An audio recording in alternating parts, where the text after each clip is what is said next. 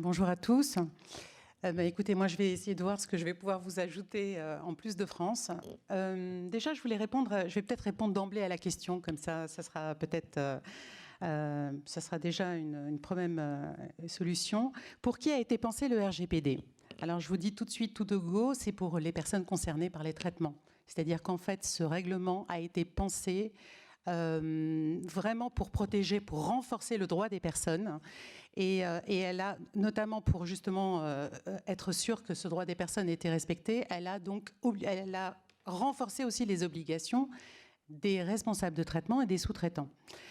Alors pourquoi il y a eu ce RGPD? Parce que ça serait bien de se dire pourquoi tout d'un coup il y a un règlement européen alors qu'il existait quand même une loi informatique et liberté depuis plus de 40 ans, qu'il y avait aussi une directive de 95. Qu'est-ce qu'apporte ce RGPD?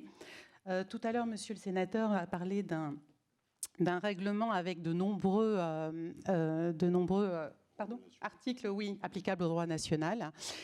On pourrait penser que ce règlement est en fait une directive, enfin un règlement sui generis, une directive comme une directive. En fait, ce règlement fait suite surtout aux révélations d'Edward Snowden, parce qu'en fait, il était déjà en discussion depuis 2012, et que les révélations d'Edward Snowden, qui a donc révélé au monde entier qu'il y avait donc cette affaire Prism, et qui permettait justement de pouvoir avoir accès à toutes les données par les gouvernements, ça a été un vrai électrochoc. Et donc cet électrochoc a permis justement d'accélérer cette entrée en vigueur du RGPD, donc en 2016. Et donc la Commission a laissé 2 ans, elle a bien laissé 2 ans entre l'entrée en vigueur et l'entrée en application pour justement se mettre en conformité avec ce règlement. Donc c'est vrai que vous avez dû constater comme moi que les entreprises, elles attendent le dernier moment pour se mettre en conformité, mais il y avait bien 2 ans. L'avantage pour les PME, pour revenir au sujet qui nous préoccupe, c'est que les PME, moi je pense qu'elles ont eu un retard à l'allumage, et c'est pour ça que j'avais suggéré ce titre, pour plusieurs raisons. Tout d'abord parce que je pense que la marche est haute pour elles, c'est-à-dire qu'en termes d'investissement, autant pour les grands groupes, c'est quand même, il en va de toute façon de leur responsabilité par rapport à leurs actionnaires, alors que les PME, c'est compliqué pour eux de décider de budgétiser, justement, donc de prévoir un budget pour se mettre en conformité. Ça demande des moyens, des compétences. C'est la raison pour laquelle, justement, j'ai souhaité participer au guide pratique que vous voyez là de sensibilisation au RGPD pour les petites et moyennes entreprises, qu'a proposé donc la BPI, évidemment co-brandé avec la CNIL. L'idée, c'était qu'en fait, je leur ai dit, écoutez, si c'est pour faire un guide de plus au RGPD, il y en a eu tellement que ça servait, enfin vraiment, je ne voyais pas l'utilité de ma contribution. Et puis, en fin de compte, la démarche a été... Alors, j'essaie aussi de comprendre quelle était la démarche de la BPI. Pourquoi ça les intéressait de faire un guide pratique à l'intention des PME? Et en fait, ce qu'on remarque, et ça, j'avais aussi écrit un article par rapport à ça, au moment où le Conseil national numérique avait lancé le label Connecté, c'est qu'en fait, il y a très peu de PME qui sont digitalisées, qui ont un site web. J'ai noté, parce que j'ai repris, 1/3 des PME ont un site web. Et puis 15% des PME pratiquent l'e-commerce. Pour vous montrer le gap qu'il peut y avoir pour justement se plateformiser, comme on dit, de venir donc effectuer sa transition digitale. Et ça, c'est le vrai enjeu pour les PME, parce qu'ils se rendent compte que de toute façon, on n'a plus le choix. Quand on voit qu'il y a le plan d'action publique 2022 qui est prévu par le gouvernement pour justement digitaliser 100% des services publics, on se rend compte que maintenant, la digitalisation devient une marche forcée et qu'on n'a plus le choix pour exister dans l'écosystème de l'Internet que d'être sur Internet.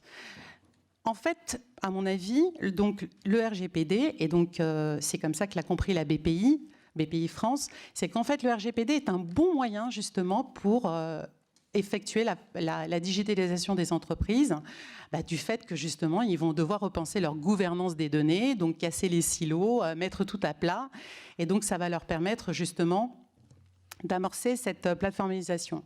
Et puis le deuxième souci de la BPI France, je l'ai noté pour ne pas l'oublier, c'était en matière de cybersécurité. Vous le savez, maintenant c'est le principal danger des entreprises, c'est de se faire hacker. Et donc pour eux, c'était important par le biais du RGPD, de prendre toutes les mesures techniques et organisationnelles pour justement protéger leur patrimoine, leur rente informationnelle. Donc c'était ça les deux pivots de décision de la BPI France pour faire ce guide RGPD. Alors, moi, en ce qui me concerne, quelle était ma motivation pour participer à ce guide ? C'était d'en faire un, et d'ailleurs c'est moi qui ai suggéré le mot pratique, c'est d'en faire un guide pratique, dans le sens où je partais du principe que toutes les PME ne pouvaient pas se payer un consultant, que ce n'était pas à leur niveau, peut-être, et que dans ces cas-là, il était intéressant de leur proposer, d'une part, un registre simplifié, donc très simple, vraiment, donc je vous conseille de le télécharger, parce que c'est vrai que celui que proposait la CNIL était quand même beaucoup plus complexe à remplir. Donc la CNIL propose les deux options. Et puis la deuxième chose, c'est vrai que la CNIL, vous le savez, depuis 2014, a la possibilité maintenant de contrôler à distance. Et donc il suffit qu'elle aille sur un site internet pour voir tout de suite les mentions légales, la politique de cookies, etc. Et donc l'idée, c'était aussi de proposer donc des outils de conformité, notamment des mentions d'information, qui sont donc, il suffit de faire un copier-coller et voilà, et vous les mettez sur votre site. En fait, avec ces deux choses, c'est-à-dire avec ces deux outils que sont le registre et que sont les mentions d'information, déjà, pour la PME, vous avez déjà initié une démarche de conformité. Et ça montre déjà que vous êtes dans, dans un processus qui ne va pas, on ne va pas appuyer sur un bouton et puis ça y est, vous êtes en conformité, loin de là, malheureusement. Ça serait beau, mais ça n'est pas le cas. L'idée, c'est vraiment d'enclencher le processus.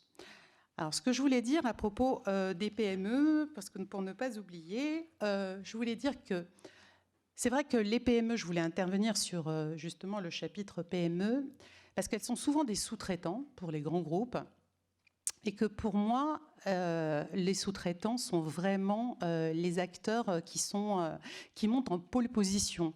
Je m'explique. Bien sûr, les responsables de traitement restent toujours responsables du traitement qu'ils mettent en œuvre.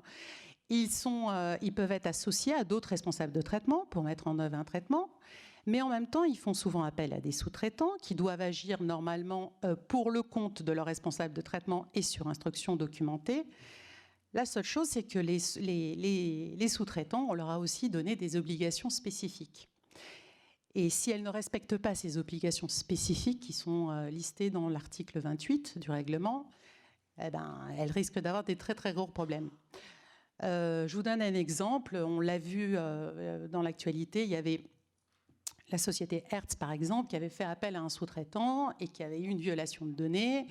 Et à l'époque, c'était donc au moment où la loi informatique et liberté s'appliquait, elle avait été pas fortement, enfin, il n'y avait pas une sanction administrative très forte, du fait que de toute façon, même si c'était le sous-traitant qui avait été très léger en matière de sécurité, la responsabilité, elle incombait de toute façon qu'au responsable de traitement.